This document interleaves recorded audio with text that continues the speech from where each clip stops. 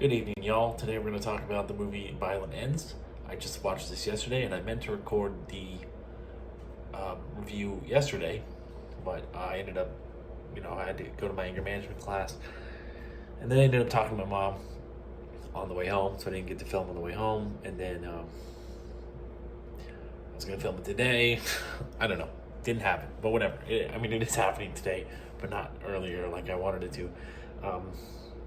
So before we talk about the movie, though, I did have I had a big job interview on Tuesday morning after work at UPS. So I went straight there after UPS. I brought a nice shirt to change into. I brought some pants to change into.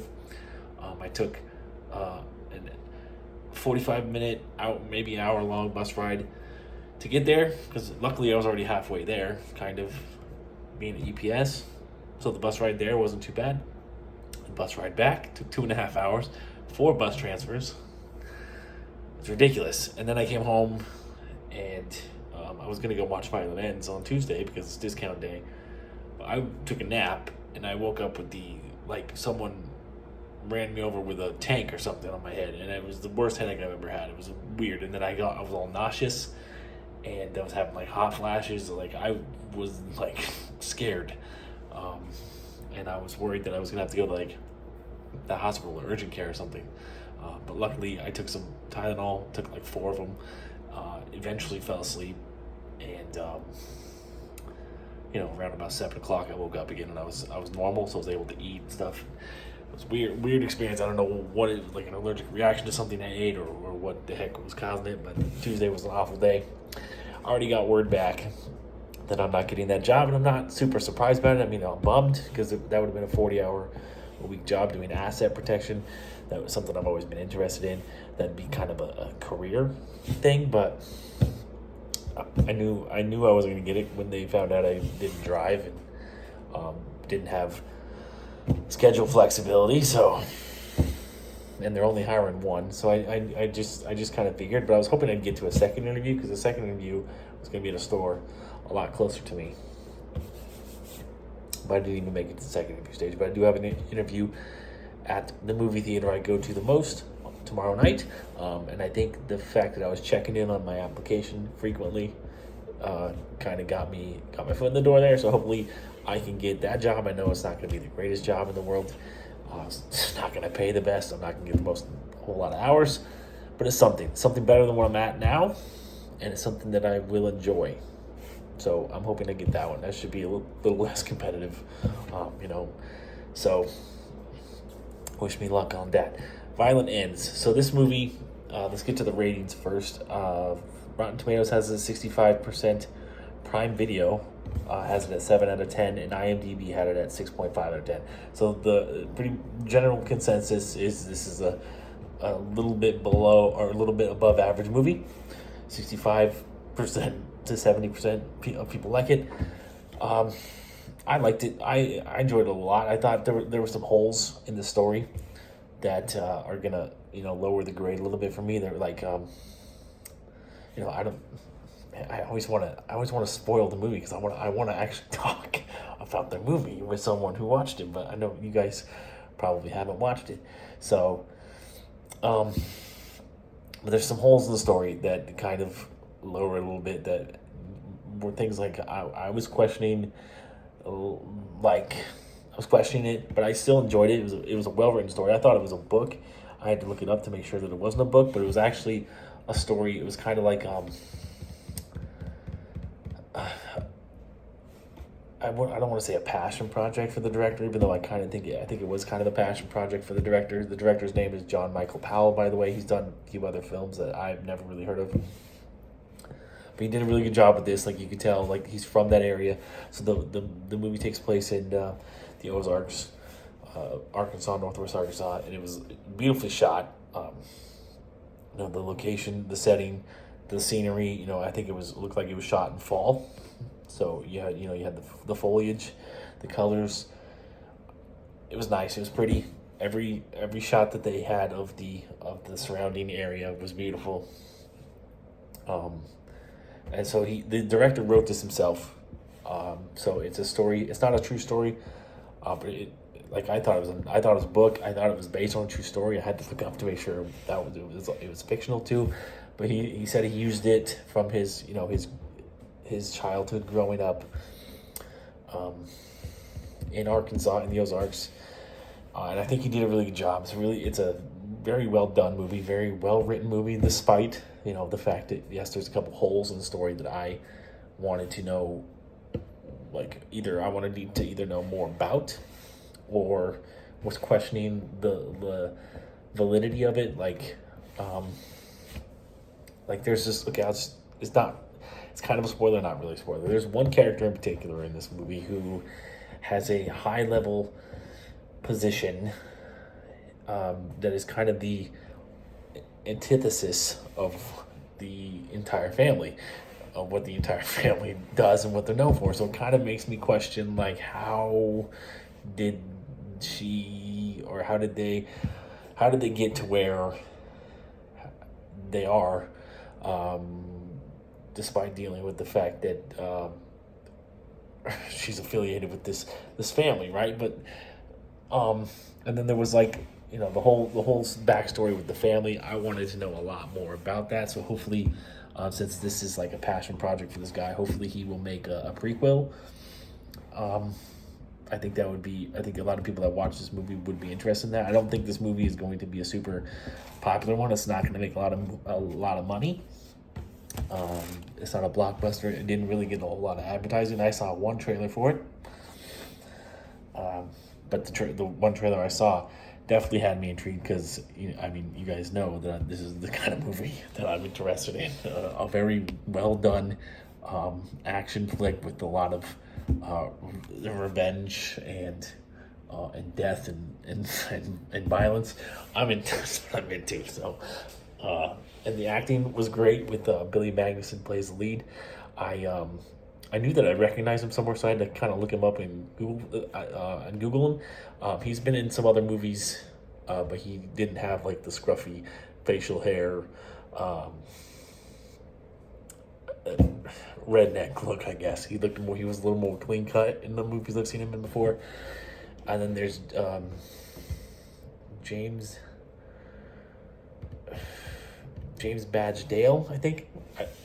I can't. For some reason, I can't remember his name, but I've seen him in a lot of stuff. He's always been incredible in everything I've seen him in. And I was kind of like, before I saw this movie, or before I even saw the trailer for this movie, I was like, that guy. I don't know his name, but that guy is a really good actor, and I'm wondering why I haven't seen him in more stuff. But now he's got a kind of a starring role in this movie, and he's got a starring role in another movie that's coming out later this month also. So good for him. He deserves that. He's earned that throughout his career of doing good work.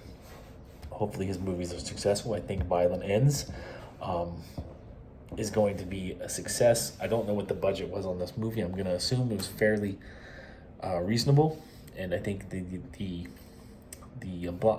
box office take is probably not going to be great, but I think this was a really good movie. So I'm going to consider it a success because it was good, well done. The not the lead actress, but the one of the actresses in this movie, Alexandra Shipp, very beautiful. Like I've seen her in she was in, what was that Sydney Sweeney movie? The Anyone But You, I think, came out a couple years ago. She was in that. I noticed her in that, but she really kind of like takes a leading role in this movie, spotlight in this movie, and like she's very, very beautiful. I definitely have a crush on her after this movie, and yeah, it's a movie I recommend. I think people should go see it. I think it's worth going to the theater to see, but it's definitely a movie that is going to be, I think it's going to be very successful on streaming. That's where it's going to make its money and get its following. It's probably going to end up being like a cult classic type of movie. Oh, I didn't really tell you guys about the plot, did I? The plot of Violent Ends is there's this family that's feuding, this big crime family that has an uneasy kind of truce. Like one side of the family runs cocaine, the other side of the family gets to run meth, right? So they divided. They had a civil war over it. They divided the drug business between three brothers. One brother gets to run meth. The other two brothers are running cocaine. One brother is in prison. So you got basically one brother running cocaine and one brother running the meth, and then these three brothers are older now, so they've had sons, grandsons. So some things get a little complicated, and that's what the movie is basically about. So it's good. It was a good movie.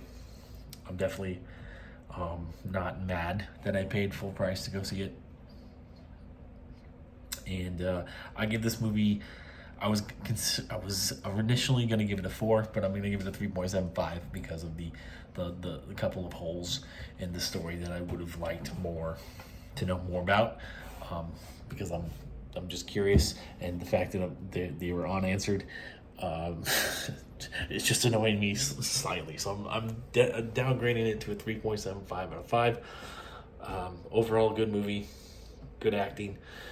Great story, great directing, great cinematography. This is one of the better movies of the year, even if it doesn't get the flowers or the recognition that it deserves. I'm giving it the flowers and the recognition it deserves, and I am recommending this movie for pretty much everybody. Like it's not a really gory movie, so it's something your teenagers and stuff and kids could go watch. It's just just know going in that there is violence and there is talk of drugs. So it's I grew up watching stuff like that. My parents didn't care. I don't think it's affected me all that much. So I'm not a violent person. I'm never like they try to claim that violent video games and violent movies create violent men, but in my case I'm gonna have to disagree with that. So anyways, I guess I'll go ahead and end this. It's almost Thursday night football time. I forgot that it's not gonna start at 5:15 now. It's gonna start at 6:15. I was ready for it. I was ready for the time change on Sunday morning, but I was not ready for the time change here tonight. But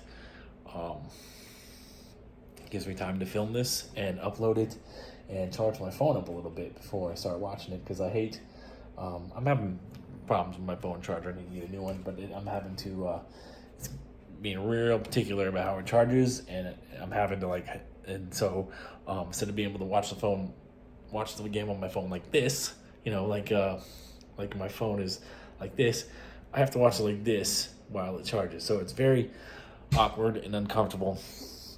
So I would like to not have my phone in the charger for as little as possible during this game, because I'm actually kind of interested in this Thursday night game, even though I'm pretty sure Denver's going to win. But I got a lot of fantasy players in this, and I'm happy that Brock Bowers is back. I drafted Brock Bowers pretty much everywhere, and that has royally screwed me, because I thought Brock Bowers was the safest tight end bet in fantasy football ever, and boy was I wrong. I mean, he is when he plays. He's been super fantastic in the 2 full games he's played, but 2 games out of 9, not great. But he's back now, so hopefully he stays healthy, and hopefully we get a good competitive game. We shall see. Peace, love, and nacho fries. Watch Violent Ends. Good night.